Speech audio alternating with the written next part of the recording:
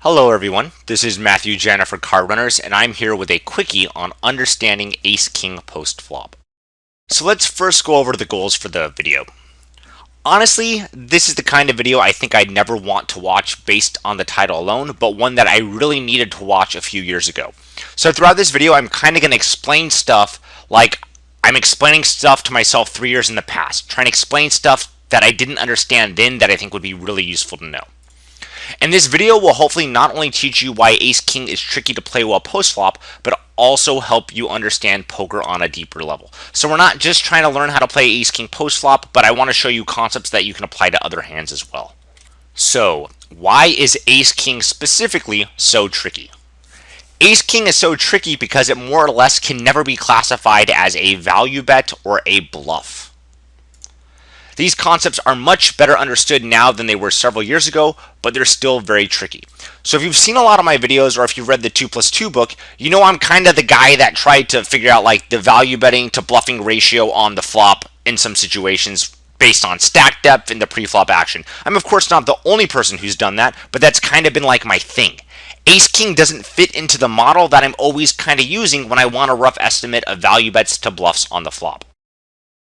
So one reason to bet Ace-King is it will often make better hands fold, such as 3-3 on a 9-6-4 board, and Ace-King always has 6 outs to top pair top kicker. Now of course, maybe 3-3 doesn't always fold on a 9-6-4 board, but if you're playing 6 max, it probably usually will for most situations. This makes it feel like a bluff. We made a better hand fold, and then if we do get called, we have some outs, and that's kind of what we usually look for in a bluff, to make better hands fold and have some outs when we get called. Yet since Ace-King is the nut non-pair hand, it's often the best hand on the flop and gets called by worse. This makes it feel like a value bet at best. So for example, sticking with the 9-6-4 board, it's pretty reasonable to bet Ace-King and expect to sometimes get called by Ace-Queen, Ace-Jack, King-Queen, all of which Ace-King of course beats. And even though it makes it feel like a value bet sometimes, it also will make it feel like a bad bet at worst. So let me clarify. If we bet Ace-King and we can find a lot of hands that we beat that will call us, we probably will feel okay kind of calling the bet a value bet because we get called by a lot of hands that we beat, even though our opponent might bluff us off the best hand later on. But in other situations, we won't get called by that many hands that we beat now, and we also might make our opponent fold a lot of hands that we dominate. So even though we might feel like betting Ace-King is best on like a jack-high board, when we really look at how our opponent defends his range and we really think about how we make our opponent fold a lot of the hands that we dominate, it might just feel like a bad bet, even though for some reason we want to bet the Ace-King. So Ace-King, much more so than most hands, will often feel like we should be betting it, even though it's very hard to articulate why. I'm even having trouble doing it now as I talk during this slide, but hopefully it will become clear in the next few slides.